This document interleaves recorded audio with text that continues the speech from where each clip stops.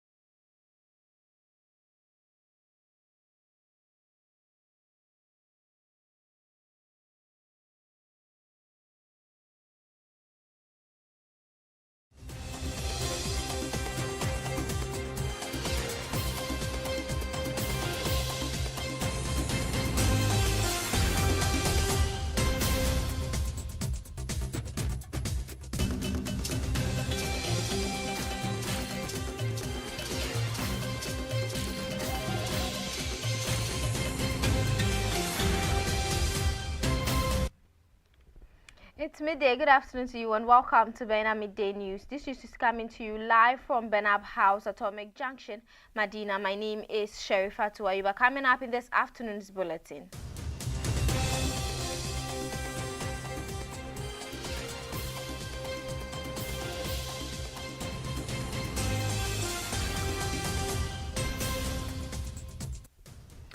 The Constitution Review Committee is set to present its final report to President Mahama later today.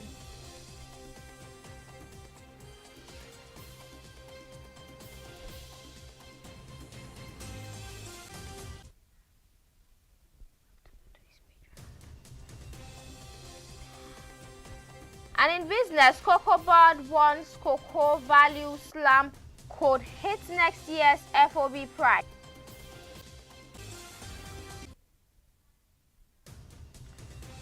And in some news beyond our borders, Nigerian authorities say all pupils kidnapped from a Catholic boarding school in the country's central Niger state are now free.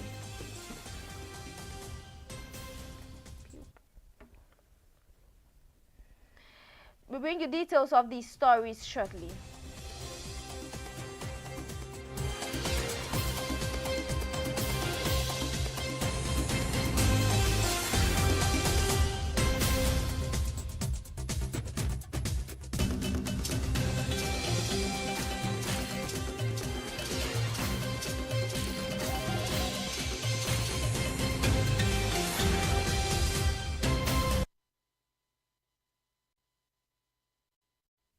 Thank you for staying with us. You can join us live on Facebook at Baina TV. Now the news in details.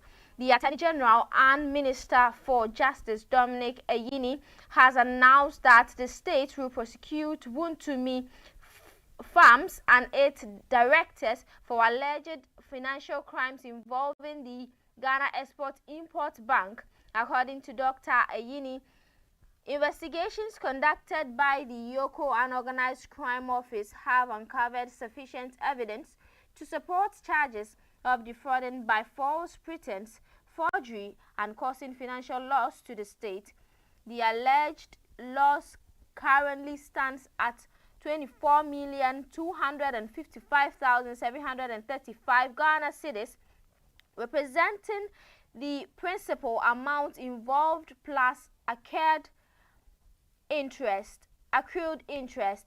Addressing the media in Accra on Monday, December 22nd, the Attorney General explained that the final figure could rise further due to compounded interest before charges are formally filed. He indicated that the prosecution will commence after the Christmas break once the exact outstanding amount is confirmed by Exim Bank.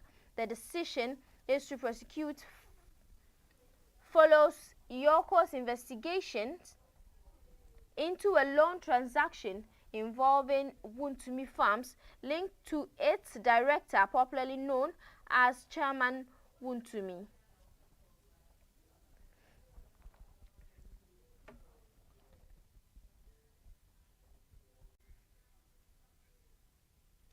The Constitution Review Committee is expected to formally present its final report to President John Dramani Mahama later today, marking a major milestone in the government's efforts to review and strengthen Ghana's constitutional framework. According to the Minister for Government Communications, Felix Kwachio Fosu, the presentation scheduled for 2 p.m. will conclude months of nationwide consultations, expert engagements, and public submissions aimed at addressing gaps and emergent challenges within the 1992 Constitution. Mr. Kwachio Fosu said the committee's work reflects broad-based input from citizens, civil society organizations, traditional authorities, and professional bodies, and is intended to support reforms that promote good governance, accountability, and democratic consolidation. He noted that upon receipt of the report, President Mahama will study its recommendations and outline the next steps, including possible stakeholder engagements and policy actions, stressing that the process remain guided by inclusiveness, transparency, and respect for constitutional order. The committee, which was inaugurated on January 30th by the President, was initially scheduled to present its findings in August, but due to the huge volume of work, it asked for an extension of 3 more months.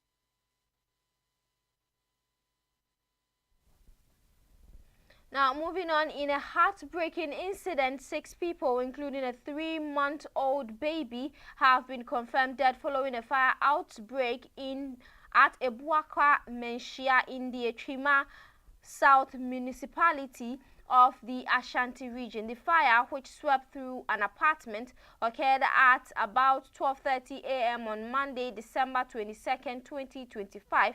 The cause of the incident is yet to be established.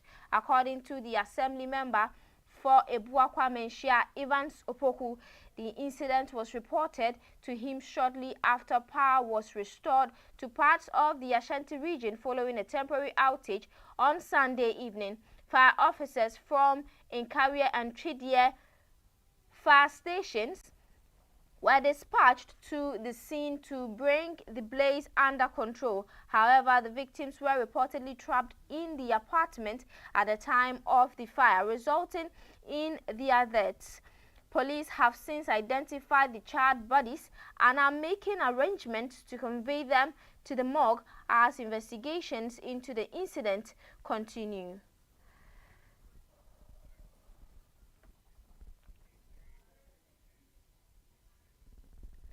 Now, moving on, President John Dramani Mahama has directed the Ministry of Finance to release 1 billion Ghana cedis to contractors owed by the state since 2017. The payment, he said, is to be made before Christmas. The president announced the directive during a sword cutting ceremony for the Sunyane Atronye Achirensua Road project in the Bunu region on Sunday, December 21, under the Big Push program.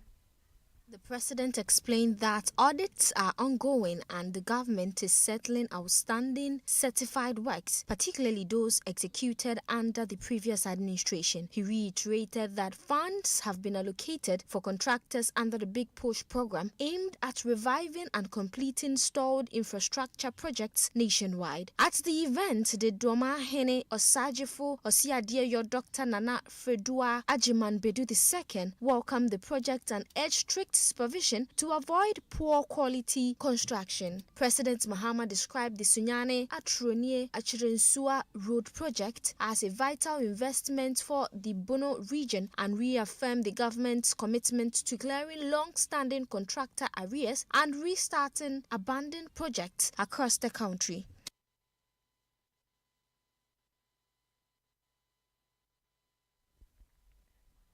Now, moving on further, the Minister for Lands and Natural Resources, Emmanuel Amakofibua, has commissioned the 3rd batch of 636 blue water guards as part of the government's ongoing efforts to combat illegal mining, commonly known as Galamsey. The newly trained personnel will be deployed to Central, Ashanti, and Eastern regions, as well as their other identified flashpoints where illegal mining activities remain prevalent. Speaking at the passing out ceremony held at Jomoro on Saturday, The minister said the third cohort of Blue Water Guards will continue to complement the work of security agencies in the national fight against galamsey. He stressed that the protection of Ghana's environment and water bodies remains a top priority for the government, adding that sustained measures will be implemented to curb environmental distractions caused by illegal mining.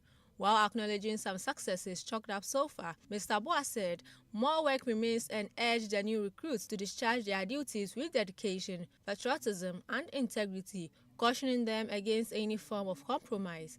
The Ashanti Regional Minister, who attended the ceremony at the Ezinlibo Naval Base, pledged his support for the initiative and reaffirmed his commitment to working closely with the Lands Minister to make galamsey a thing of the past. He emphasized that the fight against illegal mining is not an attack on livelihoods and encouraged Ghanaians to embrace the government's responsible mining programs. So far, more than 1,600 Blue Water Guards have been trained and deployed nationwide, with government expected to recruit additional personnel in the coming months. The government believes the initiative will play a critical role in restoring polluted water bodies that have been severely degraded by illegal mining activities.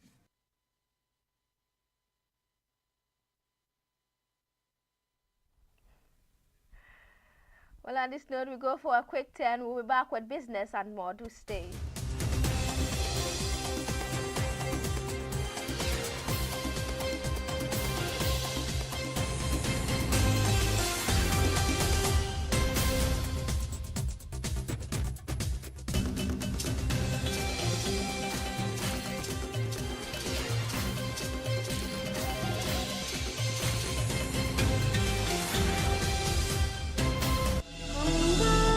Kadari ya yi baki, amma wai ba za su barin ciniki ba.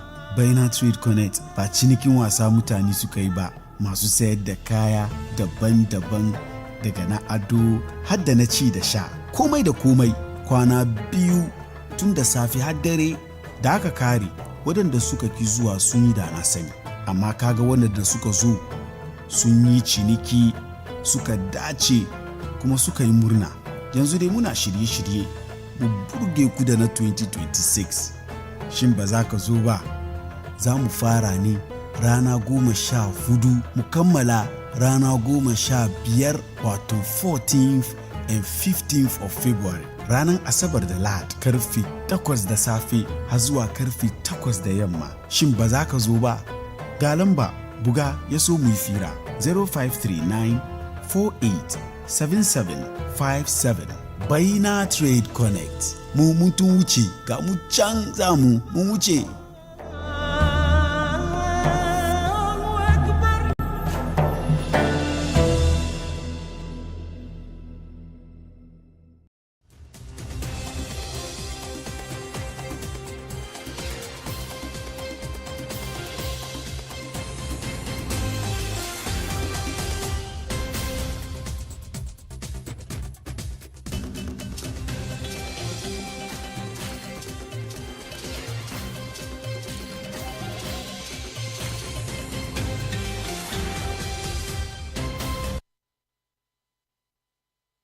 You're welcome back. You're still watching Baina Midday News on Baina TV. Now let's move on to some business story. Despite global cocoa prices reaching record highs over the past 18 months, Ghanaian farmers and Cocoa Board have not realized the expected windfall. The Ghana Cocoa Board is now reporting losses following a sharp price correction, raising expectations of a possible cut in next year's free on board price. Cocoa Board says the price rally, which pushed cocoa to historic highs on the international market, did not translate into financial gains for either the institution or cocoa farmers. Ghana exports approximately 850,000 to 1 million metric tons of cocoa annually, with more than 70% destined for European markets. However, during the 2023-2024 season, about 330 tons of cocoa contracts were not supplied, resulting in rollovers for delivery and payment in subsequent years. Cocoa Board Chief Executive Officer Randy Abbey said it is unfortunate that Ghanaian farmers and Cocoa Board did not benefit from the high cocoa price on the global commodity market over the past 18 months. Instead, the situation resulted in losses. He added that the global cocoa market has since reversed sharply, raising fresh concerns about revenue sustainability for the sector. Cocoa, which continues to attract significant foreign exchange for Ghana, closed on the international market at $5,845 per ton on Friday, December 19, 2025. The board warned that the sustained downturn could have direct implications for cocoa pricing the next crop year. Abe explained that the declared FOB price for the current season stands at 72%, but that level may not be maintained if global prices continue to weaken. The development underscores the growing challenges confronting Ghana's cocoa sector as it navigates volatile global commodity markets while seeking to protect farmer incomes and stabilize the industry.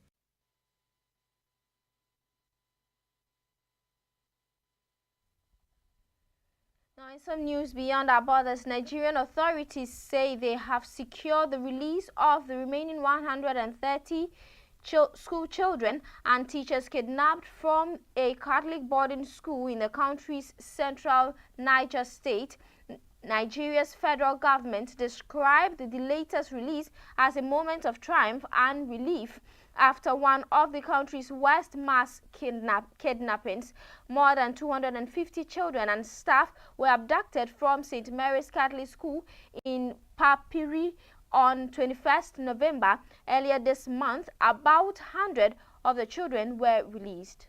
The authorities confirmed the rescue of the remaining 130 children and staff in a statement saying not a single pupil is left in captivity. Niger State Police Chief Adamu Abdullahi Eliman told the BBC that they were being examined by security forces and will be taken to their school tomorrow to reunite with their families. Parents are in high spirits over the news of the release. Abdullahi Rufia, a local emergency worker in Papiri, where the school is located, told the BBC. On Sunday, presidential spokesperson Bayo Onanunga said the total of freed students was now 230. Since the kidnapping, the exact number of people taken and how many have remained in captivity has been uncleared. On 8th December, authorities secured the release of 99 children and one teacher, reportedly leaving at least 165 others with the kidnappers. However, the Niger State Police Chief told the BBC that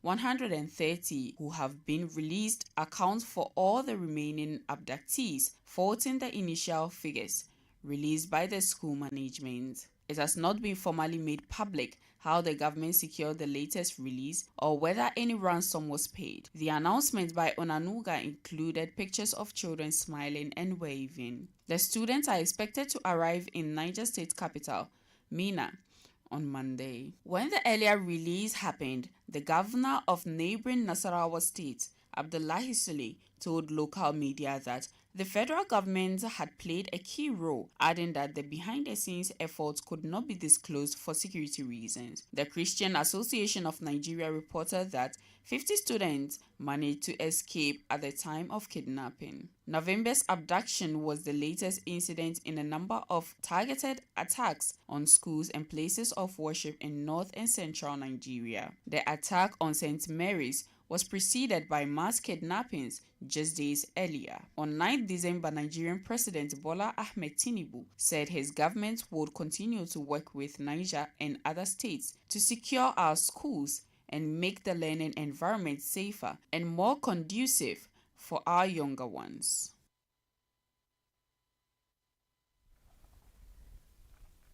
Now moving on to sports, Africa Cup of Nations 2025 hosts Morocco began their campaign to win a second continental title with a win over Comoros in the tournament opener in the rainy city of Rabat.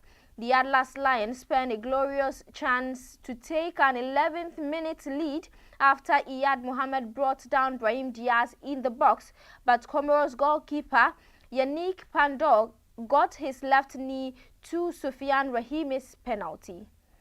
The Indian